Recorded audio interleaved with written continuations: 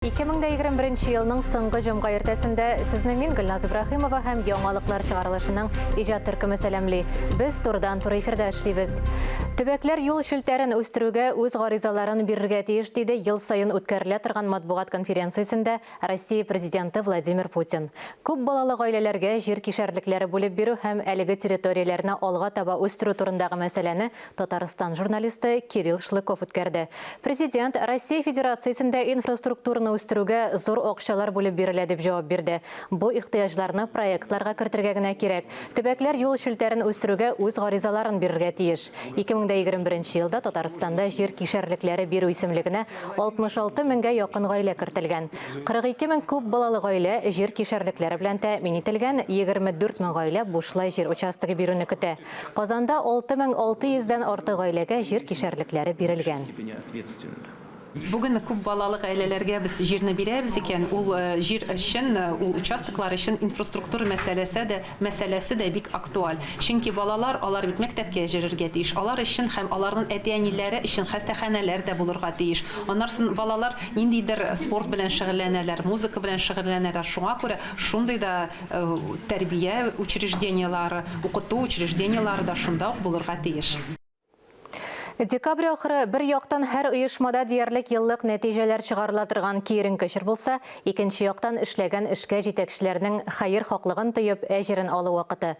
Татмедиада журналистлар белән узган очрашу да шул рәвешчә узды. Татарстан Республикасы президенты аппараты җитәкчесе Әзгат Сәфәров татар телле гамәви чаралар вәкилләре белән аралашып, аларны борчыган сорауларны тыңлады. Ниятlərimiz ortak, телебез чәчәк атсын, милләтебез чәчәк атсын, илебез имин булсын. Башлап чыгыш ясаган Илфат Фәйзрахманов тираж Россия күләм почта хезмәтендәге җитешсезлекләр, почта ташучыларның күпләп эштән китүе һәм газетада эшләрлек талантлы кызлар, егетләр юклыгын үз тәҗрибәсе аша аңлатты. Әлеге көнүзәк мәсьәләләрне хәл итү ысуллары да аралашу барышында исәпкә алынды. Төпле тәкъдимнәр аеруча шәхси матбугат мөхәррирләре тарафыннан әйтелде. Кадрлар мәсьәләсен хәл итүне Татмедиа акционерлар җәмгыяте генераль директоры Шамил Садыйков җитәкчелегендәге гамәли журналистлар үз өстенә алган. Билгеле инде әле студентларның һөнәри осталыгына нәтиҗә ясарга иртәрәк. Моны тавышсыз видеороликта дәлилләде. КФУда журналистлар әзерләүче кафедра ачылганга тиздән 60 ел тула үзе. Әлбәттә, күп еллык тәҗрибәгә таянып эшләү нәтиҗәлерәк. Беренче курста гына укуга карамастан Рүзәл Шәрипов, Искәндәр Гыймалдинов үзләрен сәләтле хәбәрче буларак танытырга өлгерде ди очрашуда катнашкан Васил Гарифуллин. Аның фикеренчә, милли журналистлар әзерләүнең Татарстанда максатчан программасы булырга тиеш. Булай теге сөйләшәбез дә онытабыз, сөйләшәбез дә таралабыз. Алай гына эш алга таба бармаячак әлбәттә. Шундый максатчан программа, аның финанс ягы да булырга тиеш. Чөнки Татарстан өчен журналист кадрларны әзерләү турында Мәскәү кайгыртмаячак, федераль бюджет та кайгыртмаячак. Аны Татарстан бюджеты аша якларга кирәк һәм максатчан кадрларны Татарстан үз хисабына укытырга тиеш. Андый тәҗрибә бар, безнең кайбер редакцияләр укыта үз хисапларына, Татмедиа аша укучыбызның студентларыбыз бар. Менә бу традицияны дәвам итеп, шушы максатчан программа булдырып, ул бәлки 5 еллык, 10 еллык, ул вакытта без Татарстан мәгълүмат чаралары өчен журналистлар әзерләй алачакбыз. Шушы кадрлар кытлыгы мәсьәләсе журналистларның хезмәт хакы, гонорарларның аз булуы белән дә бәйле. Очрашуда бу хакта җан авазы буларак Сөмбел Таишева җиткерде. Бу четрекле мәсьәлә өлешчә хәл ителә башлады дип белдерде Әсхәт Сәфәров. Бик матур узды, бик дөрес сораулар куйдылар. Хезмәт хакы буенча да татар телендә яза торган журналистлар да азай турында аларны каян аларга проблемаларны беләбез. Безнең хөкүмәт ягыннан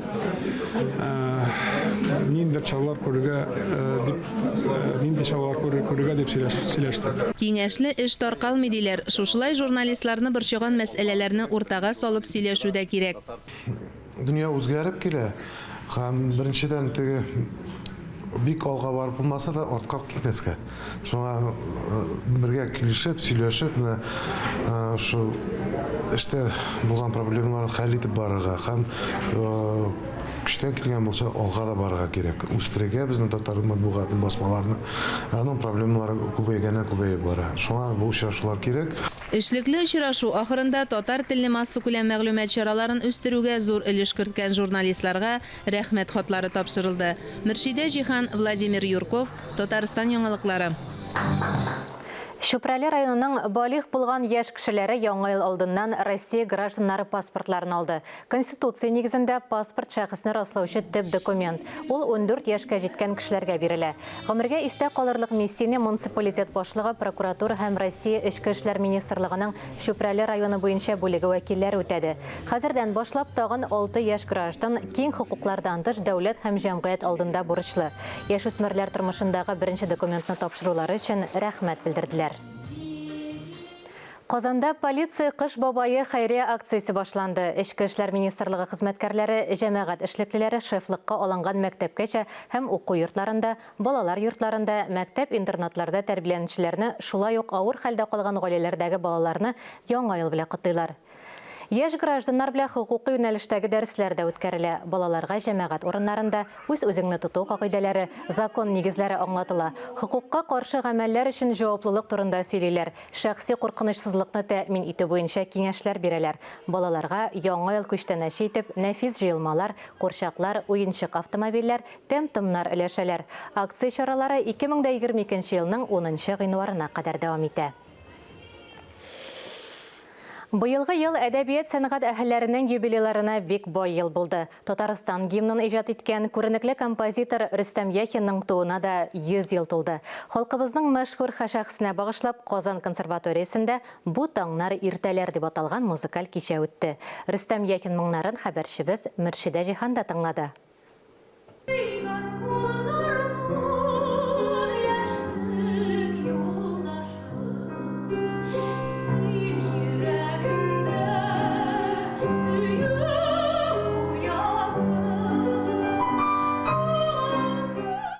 Рөстәм Яхинның һәр әсәрендә матур фактура, аккордлар, гармония тулып ята. Аны техник яктан өйрәнү авыр дип яза замандашлары истәлекләрендә. Шулай да студентлар, остазлары, профессор Клара Хайретдинова ярдәмендә әлеге үзенчәлекләрне тоя алган. Рөстәм Яхинның әсәре ул минемчә ул бәләкәй генә спектакль. Һәм бу әсәрләрне башкарып чыгарыр өчен безгә Клара Карамовна музыкаль яктан гына түгел, аны драматургия ягыннан да безгә ача һәм аңлатып бирә. 1950 еллардан алып 1952 елларга кадәр Рөстәм Яхин Казан консерваториясендә белем бирә. Иҗатында романтизмның жанр, стиль үзенчәлекләре татар милли моңы белән үрелә. Бу беренче ишетүдән үк танырлык итеп, онытылмаслык Яхин стилен барлыкка китерә дип искәртә музыка белгечләре. Яңадан тыңлап шушы әсәрләрне мин үземә яңадан ачыш ясадым. Буларны бит тыңлап туймаслык, җырлап туймаслык. Рөстәм абыйны үзен якыннан беләдерим. Иләрендә булганым бар. Аны белән радиода фондта язылды. Бу таңнар иртәләр. Менә кичәнең башында шул сүзләр белән башлап җибәрдем. Аннан соң диместендә аның белән язылган иде. Шул хәтле тыйнак, шул хәтле тәртипле. Менә күңелгә шундый мөлаим кеше иде ул. Музыкаль кичәдә Рөстәм Яхинның Муса Җәлил, Равил Файзуллин, Нияз Акмал һәм башка бик күп классик шагыйрьләр сүзләренә язылган җырлары яңгырады. Мөршидә Җихан, Таһир Хәсәнов, Татарстан яңалыклары. Хәзер Рөстәм хәзрәт Хәйруллин вәгазен тыңлыйк. الحمد لله رب العالمين الصلاة والسلام على سيدنا محمد وعلى آله وأصحابه أجمعين جماعة السلام عليكم ورحمة الله وبركاته. Быел, әлбәттә, күптән әтиәнләребез киткән, төп өйдә абыем калды, олы абый 20 яшькә миннән олырак, һәм бу елны Аллаһ Тәгалә алып китте. Яшь килеш, әле пенсиясында күрмәгән китте. Төп өй. Төп өйдә хәзер килен малайы белән. Хәзер башка абыйлар да бүлешә башладылар, һәм шунда вага сөйләгәндә ул бер төрле икән. Үзен шушы халәткә эләккәч, ул башкача. Шуңа күрә җәмәгать, хөрмәтле әти, әниләр, сез исән чагында менә кемгә күпме нәрсә бүләк итәбез, тапшырабыз дип, аны кагаз рәвешендә язып, нотариус белән бергә хәл итеп бетерегез. Чөнки әле сез әни исән чагында балалар талашмый, чөнки әни бар, улым, кызым дип әйтүче бар, әни әти киткәч әйтүче юк, шайтан бар, кытырта башлый, киленнәр бар, туганнар бар, кытырта башлыйлар. Шунда җәмәгать исән чагында калдырсак ин хәерле. Әйе, әлбәттә, һәр нәрсәне уйлап бетереп булмый. Әгәр дә без исән чагында бөтенесен бүлмәдек, теге язып кына түгел, аны яшереп кына, бөтен балаларны җыеп, кызым, улым, менә ул төпчек, анарга калдырабыз, ул безне карый, сез бөтенегез ризамы? Исән чагында менә бөтенсе бергә сәр булып калмасын, яни риза һәм шунда кагаз язып, кулларын куйдырып, хәл итеп бетерергә язсын. Әйе, исән чагында аны ясап булмады, хәзер калдылар нишләргә. Шунда Аллаһ Тәала үзе Куръан китабында әйтә, кемгә күпме мирас тиешле. Шуңа күрә әгәр дә шундый авыр хәл икән, сез муллаларга барып, сез казыйларга барып, алар шушы Куръанда әйтелгәнчә сезгә күрсәтсеннәр. Чөнки Аллаһ Тәала бик хикмәтле итеп, гадилле итеп аны бүлеп куйган. Исән чагында бөтен документын хәл итеп бетерегез. Әлеге сәгатькә шундый яңалыклар иде. Берничә минуттан эфирыбызны хәерле көн Татарстан тапшыруы дәвам итә. Студиябезнең кунагы Татарстанның халык шагыйре Разил Вәлиев. Ә без яңалыклар хезмәте сезнең белән бу атнага саубуллашабыз. Ковид вирусына каршы прививка сатуны кичектермәгез. Үзегезне һәм якыннарыгызны саклагыз. Сау-сәламәт булыгыз.